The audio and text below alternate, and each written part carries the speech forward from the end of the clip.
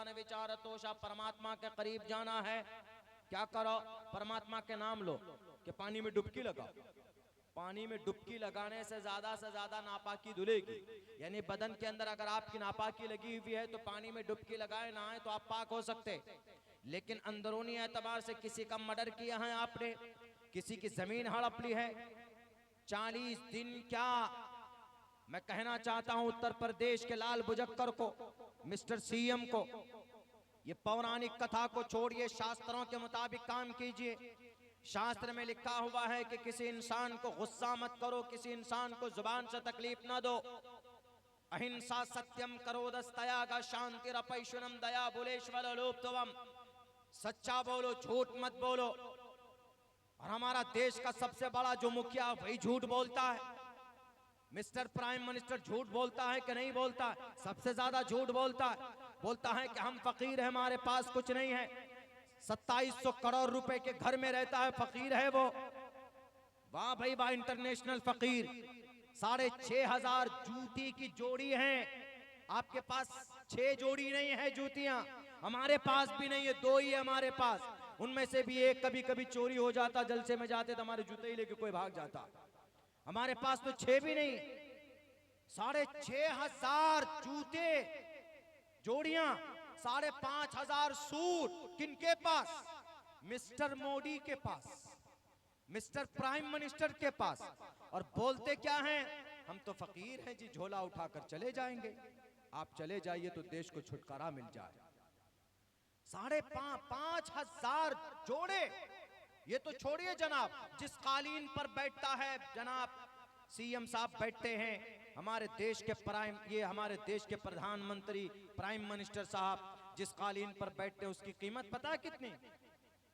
300 करोड़ रुपए। 3000 नहीं, 3 लाख नहीं, 300 करोड़ रुपए। सोशल मीडिया में चल रहा, आप लोग पढ़िए। अभी हम लोगों को भी अभी 1-2 दिन पहले ही पता चला। 300 करोड़ रुपए का कालीन। झूमर, झूमर घर में लगाते हैं, कितना होना चाहिए? 2 लाख का होना चाहिए, 3 लाख का, 4 लाख का, 50 लाख का। भाई मान लीजिए चलिए 70-80 लाख का झूमर लगा लो। 200 करोड़ रुपए का झूमर। हमारे घर में रोशनी करना हो तो 200 रुपए का बल्ब लगा लेते हैं, घर चकमक करता है। 200 करोड़ रुपए का झूमर लगाया आपने। वो भी छोड़िए, सबको पीछे छोड़ दिया। क्या पता है जिस हवाई जहाज पर मैं आपके यहाँ बैठा आया हूं, 2 हवाई जहाज चेंज करके, दोनों हवाई जहाज का टिकट एक साथ हमने बनाया तो पता कितने का बना? दोनों हवाई जहाज का टिकट बना तकरीबन 10,500 रुपए का। दोनों हजार, यानी 2.5 घंटे की सफर थी हमारी।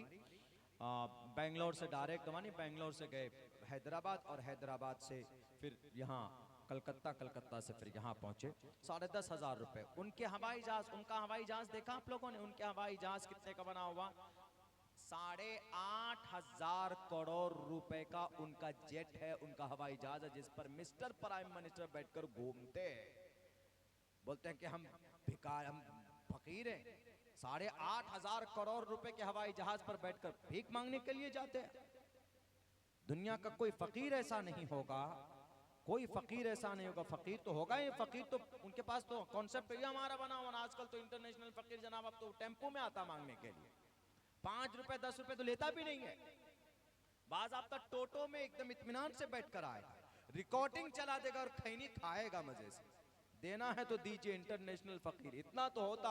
लेकिन अब कुछ दिनों के बाद पता नहीं कार में भी अब मांगने लगेंगे फकीर लोग।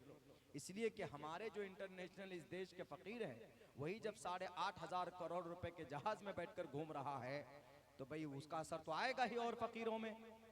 तो खैर ये चल रहा है।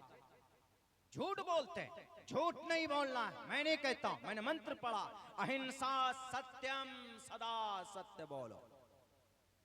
वैद कह रहा, सदा सत्य बोलो, अहिंसा सत्यम करो दस्तया शांतिरपैशुनम दया बुलेश्वलोप्तवमीर चापलाम।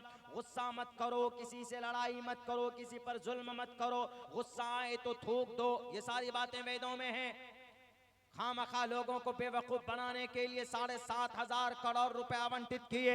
अगर यही पैसे इंटेलिजेंस के ऊपर खर्च किया जाता, यही पैसा अगर साइबर क्राइम को पकड़ने के लिए कोई टेक्नोलॉजी के अंदर में और इजाफा किया जाता, यही पैसा पुलिस प्रशासन के ऊपर खर्च किया जाता तो जो उत्तर प्रदेश में बेटियों की इज्जत लूटी जाती है तो कम से कम उसके ऊपर कुछ रोक लगता।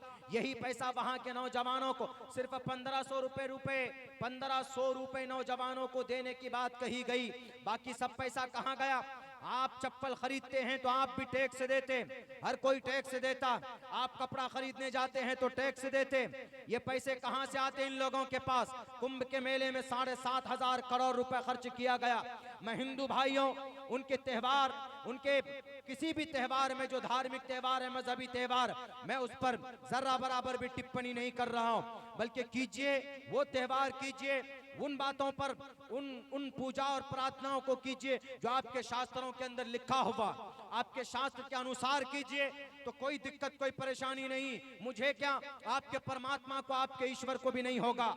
लेकिन अगर आप शास्त्र के खिलाफ करोगे तो आप नरक में जाओगे। इससे ये बढ़ावा मिलेगा, किसी का मर्डर कर दो, 6 साल बाद कुंभ का मेला आएगा, उसमें जाकर डुबकी लगाओ, पाक हो जाएंगे। कयामत की सुबह तक नहीं, बिल्कुल